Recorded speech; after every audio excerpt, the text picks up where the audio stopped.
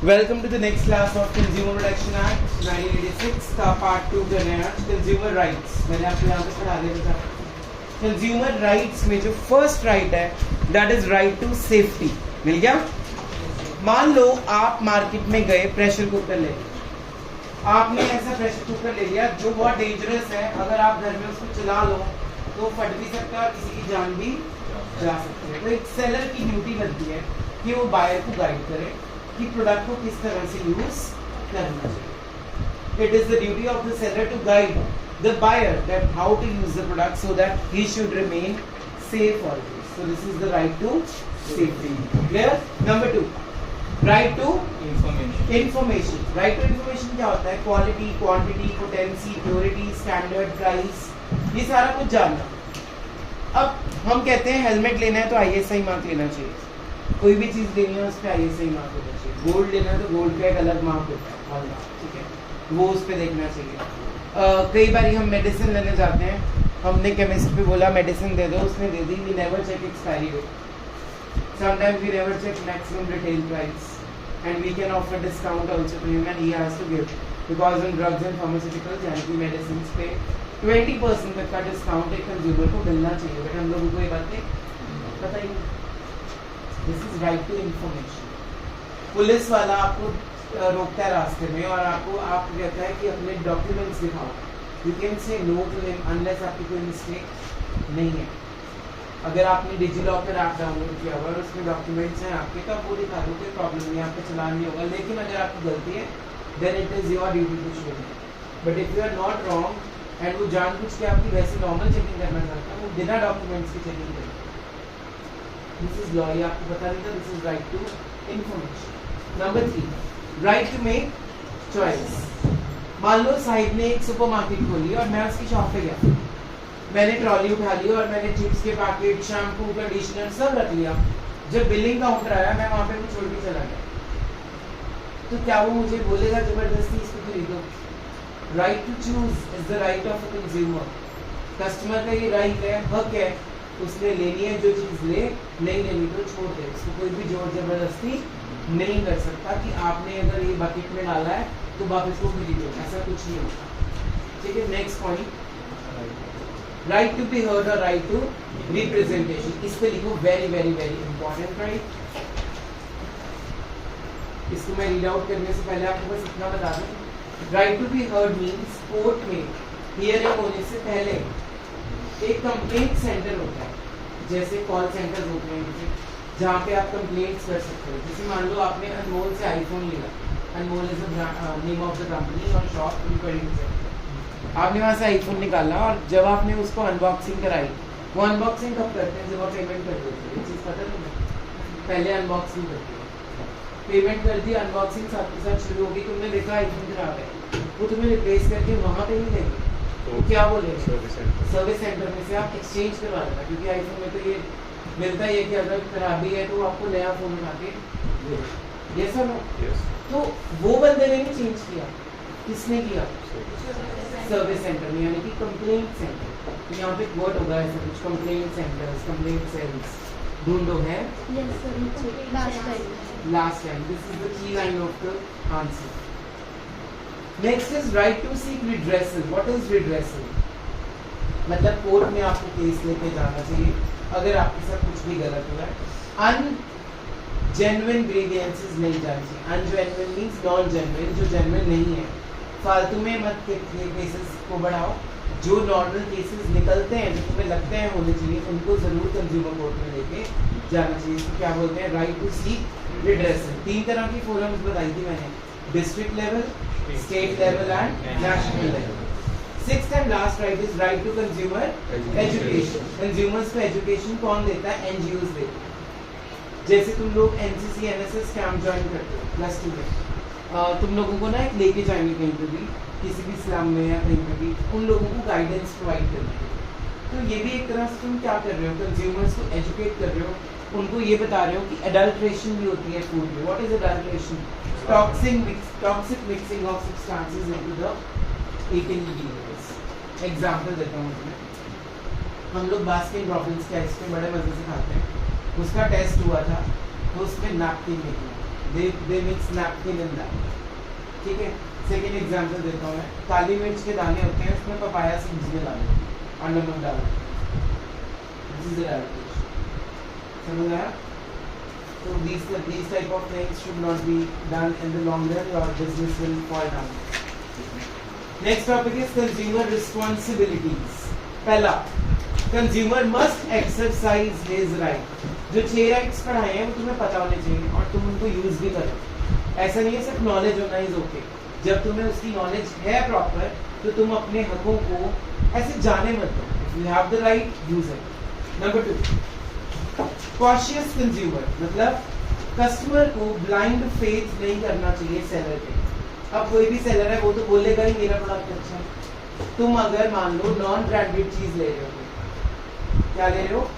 Non branded चीज ले रहे हो, चाहे उसका तुम्हारे पास बिल भी है, तुम उसके ऊपर कंप्लेंट नहीं कर सकते. क्यों? क्योंकि उसका कोई ब्रांड नहीं है, उसमें कोई ऐसे मार्क नहीं है. उसमें जो क्वालिटी कॉशियस है, कॉन्शियस है, वो है ही नहीं कंज्यूमर. उसको कुछ भी चलेगा तो फिर उसके साथ अगर गलत चीज़ें होगी रहेंगी तो हार्डली मैटर्स. डॉक्टर्स क्या करते हैं? थोड़ी सी बीमारी होती है, व्हाट दे से सर्जरी करवाओ, right? Consult another doctors, consult Ayurvedic, consult homeopathic. Maybe you will get some good medicines in that case. उन्होंने अपना बिजनेस बनाया. तो अगर तुम उन पे ब्लाइंड फेथ करके सर्जरी करा लेते हो तो उसके साइड इफेक्ट्स तुम भुगते हो. Third is filing complaints for redressal of genuine grievance. Genuine का मतलब है अक्षित ने क्या किया, लेस का पैकेट खोला, उसने खुद कॉकरोच डाल के उसको पैक करके कंप्लेंट कर दी. वो नहीं चलेगा. वो पता लग जाएगा उनको, क्योंकि उसके ऊपर जो सील लगी होती है वो कैसे खुली है दे लो. वो फिर बंद अगर दोबारा कर रहा है तो वो खुद फंसेगा. तो जेन्युइन कंप्लेंट्स करो. जो नॉन जेन्युइन या अनजेन्युइन कंप्लेंट्स हैं उनको मत लेके जाओ कोर्ट में. फालतू में अपना टाइम वेस्ट मत करो. Customer must be quality conscious, मतलब ISI मार्क, एग मार्क, वूल मार्क, और कौन सा मार्क बोला था मैंने, गोल्ड हॉल मार्क. ये सारी चीजें देखो कि अब वाकई में उसमें वो मार्क्स लगे हुए हैं, क्वालिटी मार्क्स लगे हुए हैं नहीं लगे. Next, do not be carried away by advertisements. अब क्या हुआ जी, अच्छी रियल स्टोरी है जो मैं सुना. वो अक्षित ने क्या किया, एक बारी घी का डिओड्रेंट लिया मार्केट से, लगा के आया ट्यूशन में. कहते लड़कियां मेरे पीछे भागी थी. मैंने कहा क्यों? कहते मैंने देखा था एडवर्टाइजमेंट में तो भागी थी. तो ऐसे बेवकूफ लोग फिर जाके कंप्लेंट कर देते हैं कि मेरे पीछे लड़कियां भागी नहीं, मैंने तो एडवर्टाइजमेंट देखा. तो क्या पॉइंट है? पॉइंट पढ़ो. Do not be carried away by advertisements. लगी जाए. Next is insist on cash memo. Memo को अंडरलाइन करके लिखो बिल. तुमने कुछ भी खरीदना है हमेशा उसका क्या लेना है साथ में? बिल. बिल के बिना कोर्ट भी आपका साथ नहीं देगा. अगले 4 पॉइंट्स आप खुद पढ़ लेना, मैंने ऑलरेडी डिस्कस करे हुए हैं. Next topic is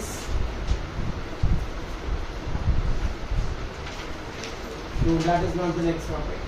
The next topic is 584 page number. Redressal agencies under the Consumer Protection Act 2019 and their jurisdiction. भैया अब district forum, state commission and national commission में मैं डिफरेंसेस में पढ़ने जा रहा हूँ, तो वहां से इजी हो जाएगा तीनों को पढ़ना. पहला है कॉम्पोजिशन. भैया point, it consist of a president and 2 other members. One of the member has to be a woman. Total कितने मेंबर्स हो गए? एक प्रेसिडेंट, 2 मेंबर्स, और उन मेंबर्स में से एक क्या होनी चाहिए? उससे आ जाओ स्टेट कमीशन में. President not less than 4 members, one of them has to be a woman. फर्क क्या है? वहाँ 2 मेंबर्स थे, यहाँ 4 members. Third, national commission consists of a president, at least 4 other members, and 1 member has to be a woman. Same as state commission. National commission की composition same है. किसके साथ मिलती है? स्टेट से. Who can be a president? President कौन होगा? जो डिस्ट्रिक्ट कोर्ट का जज होगा या रिटायर हो गया होगा वहां से, वो होगा. स्टेट कमीशन में कौन होगा? हाई कोर्ट का जज होगा. और उधर कौन होगा? सुप्रीम कोर्ट का जज होगा. इसको अपॉइंट कौन करता है? अपॉइंटमेंट कौन करेगी?